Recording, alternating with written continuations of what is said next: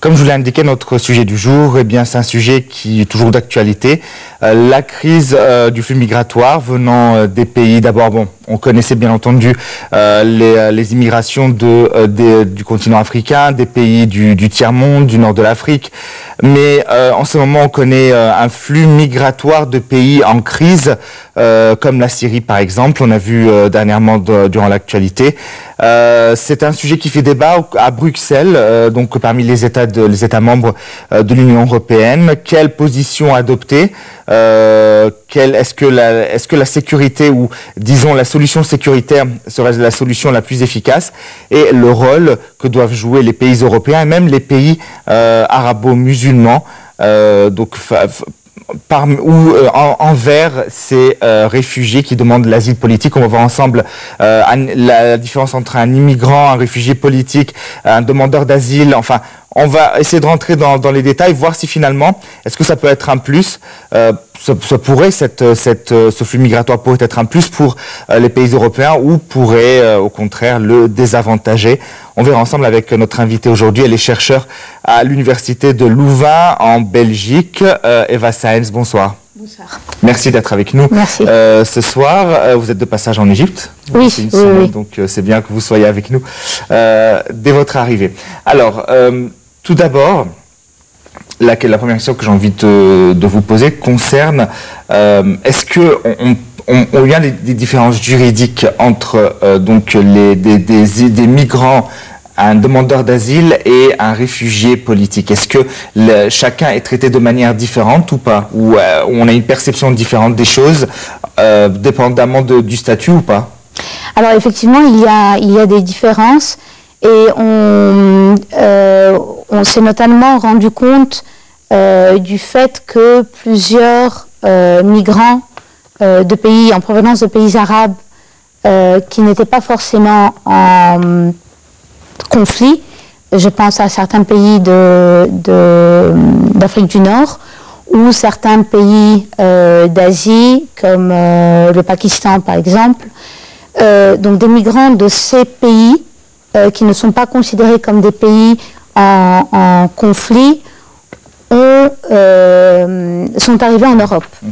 Il y a clairement une différence qui est faite entre les demandeurs d'asile d'un côté et les migrants qu'on appelle migrants sociaux. On a retrouvé sur certains d'entre eux, je pense à certains ressortissants de pays d'Afrique du Nord, de faux papiers syriens, justement, vu qu'ils savent que les Syriens ont, pour des raisons évidentes, plus de chances d'être acceptés en Europe. Très bien. D'abord, ce thème qui est toujours d'actualité, il fait beaucoup de bruit parce que on a l'impression que on a une certaine parano en Europe, que ce soit de la part des citoyens ou des politiques, envers ce flux migratoire, et on le traite plutôt avec peur au lieu de le traiter avec pragmatisme. Alors je pense qu'il y a une grande différenciation à faire suivant les pays. On a vu cet été, quand la question migratoire en Europe a pris une dimension plus générale et plus importante, on a vu des réactions très différentes de la part tant de gouvernements que de la part de la population. Je me souviens de scènes de joie et d'accueil très chaleureux dans certaines gares allemandes, par exemple. Alors, l'évolution de la situation, on assiste à une évolution de la situation dans le courant des derniers mois pour différentes raisons, notamment, comme vous le dites, sécuritaires. Maintenant, il y a d'autres pays qui ont, dès le début, été très froids, voire récalcitrants à accueillir accueillir des migrants. Ouais, je vous en prie. Non, je vous en prie. Alors, quelle est la différence finalement? Parce qu'on a toujours tendance à comparer deux périodes. La période d'après-guerre, quand beaucoup d'immigrants de pays qui ont été ravagés par la Deuxième Guerre mondiale s'en vont aux États-Unis, des Italiens, des Européens, enfin toutes les nationalités. Et l'époque actuelle, les migrations actuelles, quelle est la différence entre les deux périodes? Bon, déjà, on parle de deux régions différentes. Les États-Unis sont un pays relativement jeune, sans racines historiques, en tout cas celles qu'ils avaient, donc les populations indigènes, je dirais, ont été, enfin, on connaît leur sort, malheureusement, elles ont été exterminées pour différentes raisons. Et puis, les États-Unis est un pays qui est basé et qui s'est formé sur un melting pot, sur l'accueil de migrants de toutes parts. Donc, disons que ça fait partie de l'essence même du pays et de la construction américaine, Amérique du Nord. L'Europe, c'est tout à fait différent. Il y a eu effectivement des mouvements migratoires à la fin des années 40, suite à la Deuxième Guerre mondiale, en Europe même, notamment de l'Europe de l'Est. La différence par rapport à maintenant en Europe, puisque les États-Unis sont un cas à part, relève, je pense, surtout du fait qu'à l'époque, il s'agissait de populations européennes, dites européennes. Donc, en ce moment, la question migratoire concerne surtout, comme vous l'avez très bien indiqué, des populations migratoires en provenance d'autres continents, en l'occurrence l'Afrique et l'Asie, d'une certaine manière. Je voudrais faire peut-être une petite parenthèse. Il y a eu le cas des Européens de l'Est au Royaume-Uni.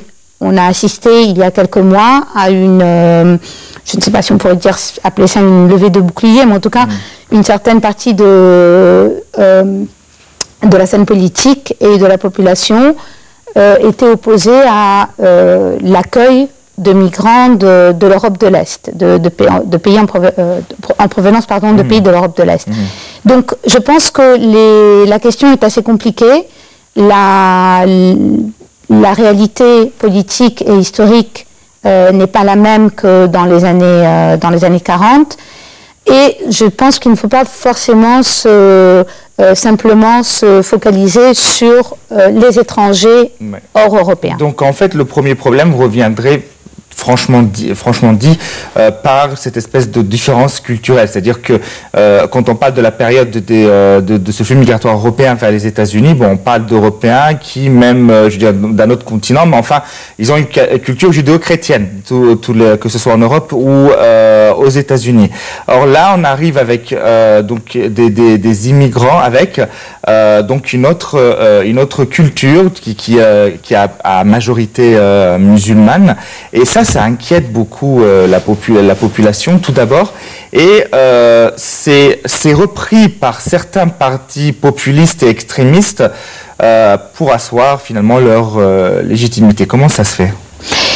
Effectivement, je pense qu'il y a une certaine peur vis-à-vis de cette autre culture, de ces autres coutumes.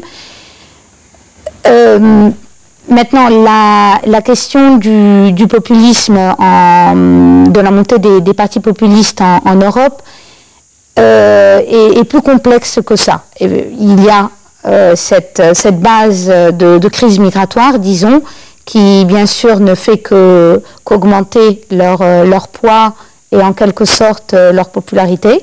Mais on assiste dans certains pays, notamment du sud de l'Europe, à la montée de partis d'extrême gauche. Donc je pense qu'il faut voir cette montée de partis d'extrême, des extrêmes, d'un point de vue ou d'un prisme plus large, notamment une crise financière et économique, une crise sociale. Et la question sécuritaire. Encore une fois, vous l'avez déjà mentionné au début de l'entretien, la question sécuritaire revient inévitablement revient à la surface. Alors, elle est exploitée par les uns, elle est minimisée par les autres. Je pense qu'il faut en être conscient. On a vu d'ailleurs que, tant pour les attentats de Paris que de Bruxelles, qui sont très... On a toujours mis la faute, donc, à ces... certains ont évoqué justement le flux migratoire qui serait la cause d'entrée de personnes, d'extrémistes, de terroristes au sein de l'Europe. Mais disons que la plupart des terroristes qui ont commis ces attentats avaient été passés par la Syrie. Ils étaient originaires, ils étaient soit français, soit belges en l'occurrence, ou suédois, etc. Mais ils étaient tous passés par la Syrie. Pas tous non, mais une grosse... Ils sont partis s'entraîner en Syrie. Voilà, sont partis s'entraîner en Syrie comme il y a quelques décennies, ils le faisaient en Afghanistan, en Bosnie, etc. Ils sont partis s'entraîner en Syrie et sont rentrés sous de fausses identités. Donc effectivement, ils ont profité du flux migratoire. On ne peut pas dire qu'eux-mêmes étaient des migrants qui fuyaient la guerre, puisqu'ils faisaient partie de l'État islamique. Mais ils ont profité de ce flux migratoire. Évidemment, on ne peut pas non plus accuser les Européens de racisme parce que vous avez parlé d'exploitation du sujet par les politiques qui, souvent, face à leur échec, n'ont d'autre chose à dévoiler que ce problème-là. Et on l'a vu justement, vous vous souvenez de cet enfant qui s'appelle Elat, donc qui s'est noyé sur les plages turques. Et l'éveil de conscience, beaucoup ont critiqué que finalement cette photo, c'est celle qui a servi à éveiller le conscience européen. Chacun a partagé sa photo sur son compte Facebook par acquis de conscience. Mais n'empêche que ça traduit quand même une certaine compassion et non un certain rejet. Alors, est-ce que on peut affirmer que ces migrants pourraient être une menace pour l'Europe ou pas ? Écoutez, je pense que c'est difficile de voir quel va être le rôle des migrants, en tout cas pour l'instant, en Europe. Je pense que le problème se situe notamment dans le manque de prévoyance qu'il y a eu. La crise syrienne a débuté en 2011, la crise libyenne l'a suivie de près. Nous assistons à des changements sociaux, politiques, climatiques dans certains pays d'Afrique et du Moyen-Orient qui vont nécessairement engendrer des flux migratoires, je pense, importants. Donc, il me semble nécessaire d'aborder la question avec la tête froide et de voir quelles sont les différentes possibilités, quelles sont les différentes solutions, mais ne pas réagir par à-coup. Et on a l'impression que quelque part, l'Europe, avec un grand E, s'est réveillée un jour en voyant débarquer des migrants à ses portes. Ça a commencé à Lampedusa, en Italie, oui. Il y a quelques années. Ensuite, ça a été la Grèce, mais c'était tout à fait prévisible. Et on a l'impression que, une fois de plus, on était dans un suivisme plutôt que dans une dans une position de pouvoir contrôler, de pouvoir prévoir et de pouvoir éventuellement même, le cas échéant, trouver des solutions en amont. C'est-à-dire mettre en place des infrastructures importantes dans les pays atteints justement par ces crises ou dans les zones aux alentours. Donc ne pas simplement développer certains camps de réfugiés, mais mettre en place des infrastructures plus durables et qui auraient pu peut-être éviter toutes ces tragédies en mer Méditerranée et cette crise en Europe. On va essayer d'inverser les rôles, parce que je suis en train de penser à un film que j'avais vu il y a pas très longtemps, je ne sais plus si c'est 2012 ou le jour après-demain, je ne me rappelle plus. En tout cas, dans ce film, c'était une crise, c'était une catastrophe climatique. Et on a vu que les pays du Nord aller vers les pays du Sud. C'était l'inverse. C'est plus le sud vers le nord, mais c'est du nord vers le sud parce que les pays du nord étaient complètement gelés à cause de changements climatiques, températures, enfin toutes les catastrophes que l'on vit un petit peu en ce moment. Alors, si on inversait ces rôles, est-ce que vous pensez que les pays du sud seraient aussi rigides envers les migrants du nord ou pas? Ou c'est difficile à dire? C'est difficile à dire. Je pense que déjà ce qui serait intéressant, c'est de voir quelles sont les politiques, je ne vais pas dire d'accueil, enfin d'un certain côté d'accueil et d'un autre côté de politique migratoire des pays du Sud. Si on prend l'exemple de l'Égypte, si vous permettez de vous couper, si on prend l'exemple de l'Égypte et comment elle traite le flux migratoire syrien. Vous savez que on a certains quartiers en Égypte qui sont exclusivement composés de Syriens parce que tout simplement ils sont partis s'installer là-bas et il n'y a aucun problème. Ces gens-là se sont intégrés avec leur commerce, s'intègrent petit à petit dans la société égyptienne. Alors il y en a certains les combattent. Mais ça, évidemment, il y a toujours de la xénophobie un peu partout, mais sinon, il n'y a pas eu cette... je n'imagine pas l'Égypte envoyer des Syriens dans des camps de réfugiés pour ensuite voir leur cas, se demander s'ils vont les rapatrier chez eux. Voilà, donc peut-être pour répondre à votre question, les politiques migratoires, j'ai plus l'impression que c'est flexible dans les pays du Sud que dans les pays du Nord. Je pense que ça dépend énormément des pays. Effectivement, l'Égypte a été très accueillante. Comme vous l'avez mentionné, il y a certaines animosités de la part d'une certaine frange de la population, oui, ce qui est tout à fait naturel, surtout dans un pays où la situation économique n'est pas toujours très facile. Ça, c'est vrai, oui. Mais je pense que ce serait intéressant de se pencher sur certains cas, comme par exemple les pays du Golfe, qui eux aussi maintenant sont plus touchés par une certaine crise financière, notamment due à la chute du cours du pétrole. Mais on n'a pas l'impression que les pays du Golfe, en l'occurrence, ont ouvert leurs portes à certaines populations touchées par des conflits, soit en Syrie, soit au Yémen, en l'occurrence. Donc, je pense qu'on ne peut pas vraiment parler de politique migratoire arabe ou du Sud. C'est très, très, très différent selon les cas. La Libye a pendant très longtemps joué un autre rôle par rapport à l'Afrique subsaharienne. Nous avons le cas maghrébin qui également subit une pression assez forte de la part de la population subsaharienne. Donc les situations sont vraiment très différentes et je pense qu'il faut voir et étudier le cas par cas. L'Égypte a également le problème du Soudan. L'Égypte est un pays qui a accueilli pendant assez longtemps des réfugiés soudanais. Donc voilà, les situations évoluent. Elles sont très différentes suivant les pays ou les régions.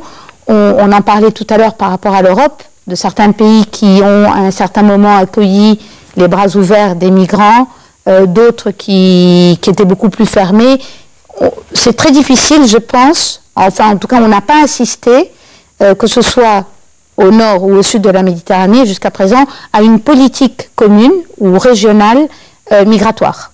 Bon, on va peut-être essayer de reprendre ce sujet quand on va parler du rôle de chacun et vous avez notamment, vous vouliez évoquer un projet très important justement de coopération universitaire, je crois. Voilà, mais on va en parler un petit peu plus tard. Mais là, si on parle de sécurité, l'Europe a misé sur le contrôle des frontières, donc dans certains pays, Turquie, Hongrie, etc. Est-ce que vous pensez que c'est la solution la plus efficace? C'est encore une fois une question extrêmement difficile. Efficace, efficace à quel niveau? Au niveau de la sécurité, je pense que c'est extrêmement difficile de pouvoir contrôler les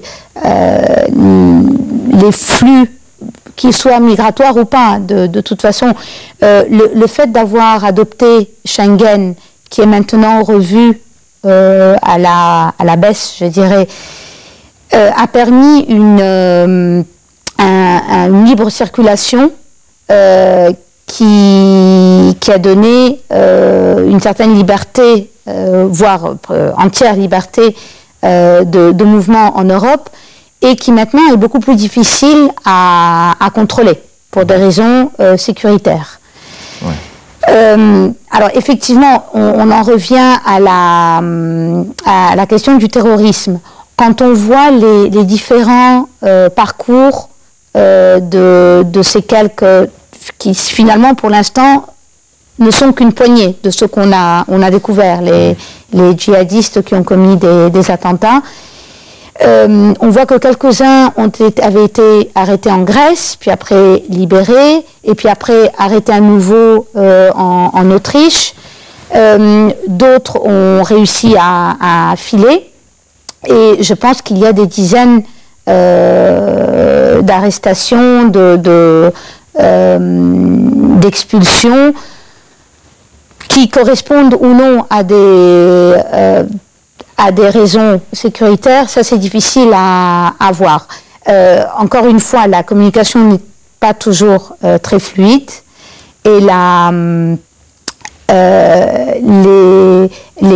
communication entre les services de renseignement au sein même d'un pays et au sein même entre les différents pays européens laisse souvent à désirer. Donc, alors, on va développer davantage. Dr Moustapha Reda est avec nous au bout du fil. Vous êtes spécialiste en consulting économique.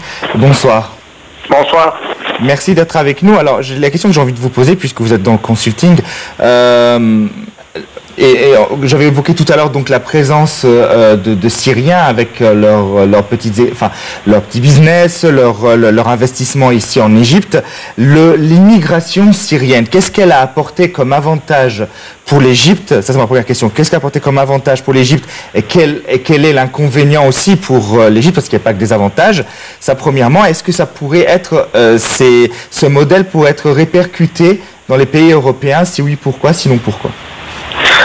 Moi, je pense certainement que les investissements syriens ici en Égypte, on a beaucoup de bénéfices pour le pays ici.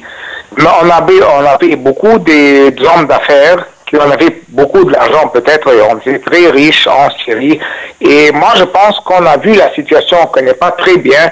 On a transféré leur travail en Égypte ici.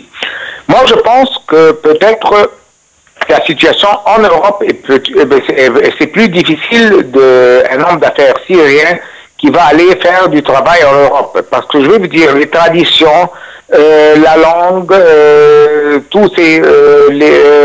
l'allocation géographique, les marchés, tous les facteurs économiques et sociaux sont différents en Égypte que la situation en Europe.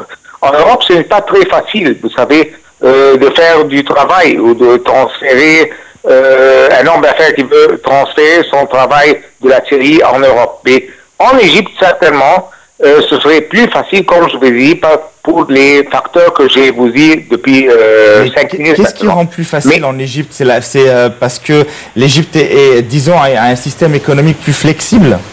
Exactement. C'est un économique flexible. Comme je vous ai dit, la langue, ce n'est pas un problème. Parce que, comme vous savez, en Europe, dans certains pays, on parle une certaine langue.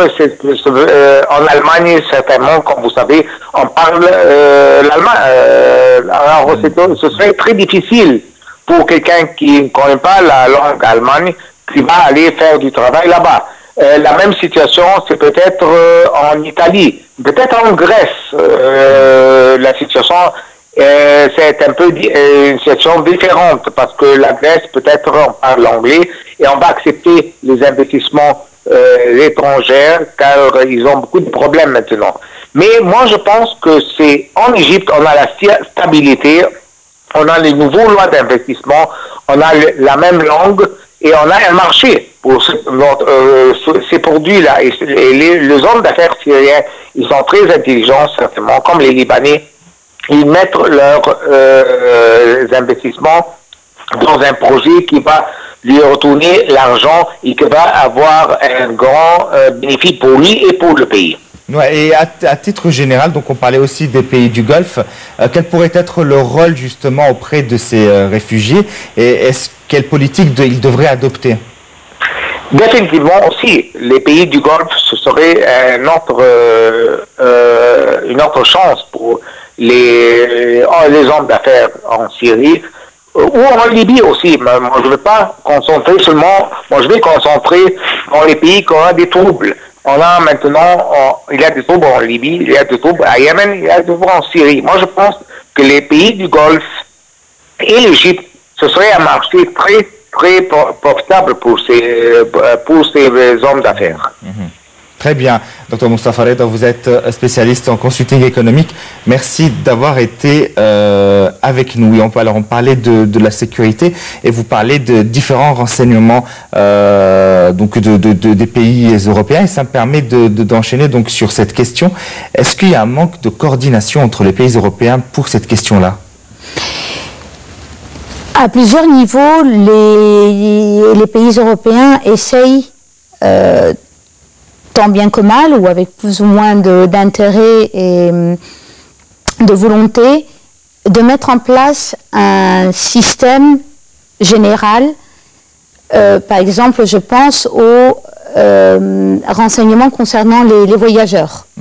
Ça fait quelques années que certaines voix voudraient qu'il y ait un échange plus systématique de listes de voyageurs, de renseignements concernant les voyageurs à l'intérieur de l'Europe. Il en est de même pour les renseignements, pour de bonnes ou de mauvaises raisons. Quand je dis de bonnes raisons, c'est que je pense qu'un pays un pays souverain a besoin effectivement d'avoir des renseignements intérieurs, propres à lui et qui ne le concernent que lui. En l'occurrence, en ce moment, je pense que depuis que la crise terroriste, ou en tout cas le danger terroriste, ne fait que s'accroître, il me semble important qu'il y ait une coopération plus accrue et surtout plus fonctionnelle de ces renseignements, du renseignement européen, si on peut l'appeler comme ça. C'est surtout cette notion de quota sur lequel les pays européens n'arrivent pas à se mettre d'accord, alors que, je ne sais pas, est-ce que c'est un manque de volonté politique ou c'est une question tellement aussi compliquée que ça? À mon avis, ça relève, entre autres, de différents besoins qu'ont différents pays. En l'occurrence, l'Allemagne est un pays qui va plutôt bien au niveau économique. C'est un pays toujours en perpétuelle construction. En perpétuelle construction, très dynamique, et un pays dont la démographie est vieillissante, assez vieillissante, donc il y a besoin de mains jeunes, de têtes jeunes. Ce n'est pas le cas de tous les pays européens. C'est aussi une question de tradition peut-être. L'Allemagne a elle-même fait un travail, disons, d'ouverture suite à la chute du mur de Berlin vers, je pense à l'ex-RFA, République fédérale d'Allemagne, vers la RDA. Donc, c'est un pays qui, comme vous le dites, se reconstruit tant politiquement qu'économiquement. Alors que d'autres pays ne sont pas du tout dans cette situation, tant démographique que économique ou financière même. Donc finalement, face à quelques situations financières souvent difficiles dans certains pays, d'où le fait de ralentir, cette volonté de ralentir ce flux migratoire. Là, si on parlait un peu du rôle de chacun, quel serait le rôle des pays européens envers ces pays en crise? Parce qu'on peut quand même comprendre aussi que l'Europe ne peut pas porter tous les fardeaux du monde sur son dos. Les pays du Nord ont aussi leurs soucis. Ils ont aussi du chômage, ils ont aussi de la pauvreté, ils ont aussi de la misère. Enfin, ce n'est pas non plus l'Eldorado. Quel serait son rôle envers ces pays en crise et pour les aider à contrôler ce flux migratoire? Alors justement, je pense que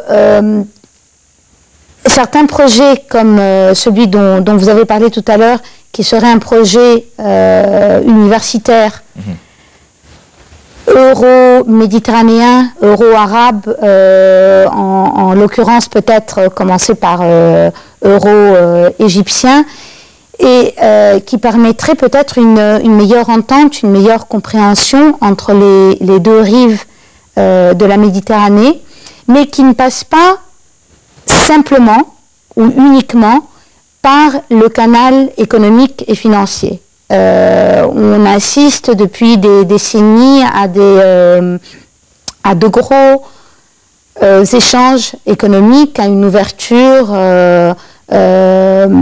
économique et commerciale entre les deux rives du bassin méditerranéen. Et peut-être que le côté académique, universitaire, voire culturel, a été un peu négligé ou est passé au deuxième rang. Quel est son impact si un tel projet sera mis en place? Parce qu'en général, ce sont des gens qui viennent pour une meilleure situation économique. Qu'est-ce que des échanges universitaires ou culturels pourraient leur apporter à ces gens-là? Bon, en l'occurrence, je pensais à une formation universitaire dans le cadre du programme universitaire qui aborderait certaines valeurs européennes ou introduirait peut-être certains concepts européens et du sud de la Méditerranée. Je ne sais pas si je devrais dire arabes ou orientaux, et donc qui pourraient permettre d'établir une meilleure entente, de meilleurs échanges. Je pense par exemple à justement cette question de la migration, aborder cette question au sein de l'université pour des étudiants dans différentes disciplines et parler justement des impacts, des avantages, des différentes problématiques, quelles pourraient être les solutions, mais essayer d'avoir une perspective ou une approche conjointe et qui pourrait ne pas être que politique, mais également au niveau des étudiants. Je pense aussi, par exemple, à certaines questions comme les minorités dans les pays arabes. Une approche historique et culturelle de leur rôle, de leur impact, quelle a été l'évolution de ces minorités à travers l'histoire.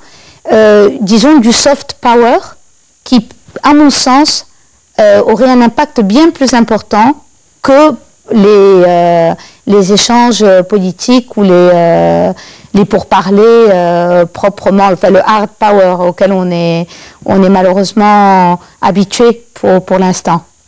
L'Europe qui a toujours veillé à avoir ce qu'on appelle un État-providence, est-ce que ce modèle, ça serait pas mieux de l'étendre dans les différents pays, dans les différents pays concernés, au lieu dans certains cas, soutenir des dictatures qui concernent juste les propres intérêts justement de certains gouvernements européens? Effectivement, mais je pense que là, on est face à un problème qui relève de la quadrature du cercle. Arriver à un équilibre entre la stabilité, la sécurité, les intérêts des uns et des autres. Je ne pense pas simplement aux intérêts des pays européens, je pense aussi aux intérêts de certains pays, soit du pays concerné dans le sud, soit de certains pays de la région. Je pense que les torts sont souvent partagés. Effectivement, je pense que des questions d'état de droit, d'enseignement, de sécurité sociale sont indispensables pour le bien-être et pour l'évolution d'une région et d'un pays. Mais le chemin est long. D'ailleurs, l'Europe n'est pas du tout... je pense que l'Europe, de ce côté-là, est en train de perdre du terrain. Jusqu'à il y a quelques décennies, elle se présentait comme le modèle. Et je pense que maintenant, le modèle est en train de s'effriter un peu aux yeux de plusieurs voisins. Donc, est-ce que c'est vraiment à l'Europe de... enfin, quelles sont d'abord la marge de manœuvre que pourrait avoir l'Union européenne ou l'Europe? Et puis, est-elle en position d'imposer ou de suggérer ça me semble très difficile. Alors si ce n'est pas elle, c'est peut-être les pays, je ne sais pas moi, de la région, notamment les monarchies pétrolières. Est-ce que ces pays-là, ces monarchies-là, ont un rôle à jouer? Je pense qu'ils ont que ces pays du Golfe ont un rôle absolument fondamental à jouer, mais il faut qu'ils soient bénéfiques et que justement... Vous dénoncez justement le fait qu'ils étaient absents, qu'on ne les a pas beaucoup vus justement répondre à ces problèmes. Bon, il n'empêche qu'ils ont, eux, accueilli par exemple, en Liban, il y a à peu près 1 million de Syriens. Dans les pays du Golfe, il y a quelques centaines de milliers de Syriens répartis un petit peu dans les Émirats, etc. Donc, bon, ils sont accueillis, mais peut-être qu'ils devraient plus faire et notamment en termes de coopération avec les gouvernements de ces pays-là? Je ne parlais pas du Liban ou de la Jordanie, qui sont dans une situation, enfin qui ont énormément de réfugiés et une situation extrêmement difficile et peu enviable, très courageuse. Je parlais des pays du Golfe, à proprement parler, ou en tout cas, ça a été fait de manière très discrète. On les a pas beaucoup vus dans depuis le début de ces crises, en tout cas pour un accueil massif, disons, ou une politique de portes ouvertes vis-à-vis des migrants. Alors, encore une fois, je pense que ce sont ils ont un rôle fondamental dans la région, tant au niveau politique que financier, ça on le voit de manière assez générale, mais aussi à d'autres niveaux, social, culturel. Il y a tout un travail de fond à faire dans ces pays, et pour toute et leur l'impact que pourraient avoir ces évolutions dans la région. Et sans diviser pays européens et pays du monde arabe ou autres puissances mondiales, enfin, là si je parlais de tout simplement la communauté internationale, est-ce que la communauté internationale a un rôle à jouer justement sur une éventuelle stabilisation de la situation? J'imagine un système où d'abord on légaliserait plus facilement les demandes d'immigration ou de demandes d'asile, et pour ceux qui auraient échoué à ces examens de demande, les aider. Chaque pays s'occupe d'une partie du monde en mettant des investissements de manière indirecte. Est-ce que ça serait possible à faire, et si c'est le cas, comment est-ce que ça peut être fait?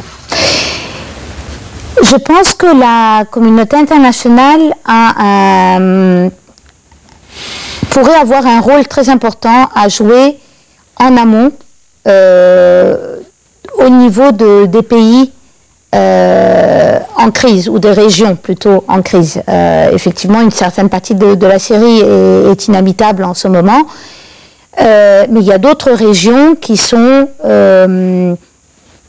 où la situation est plus ou moins stable, où on pourrait mettre en place des infrastructures, mais pas simplement passives. Je ne pense pas forcément simplement à l'accueil de réfugiés, à des camps pour réfugiés. Je pense à d'autres infrastructures, tant scolaires que commerciales,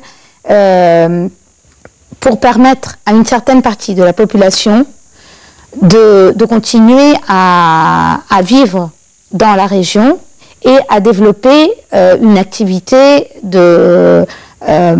sur place. Tout à l'heure, pour en revenir à l'accueil des Syriens en Égypte, je ne me souviens plus exactement de la date, mais il me semble que c'était en 2014. J'avais été très agréablement surprise par une foire à Medinet Nasr, à une foire syrienne comment on appelle ça, de handicraft, oui. De produits artisanaux. Voilà, etc. De produits artisanaux et autres syriennes à Medinet Nasr au centre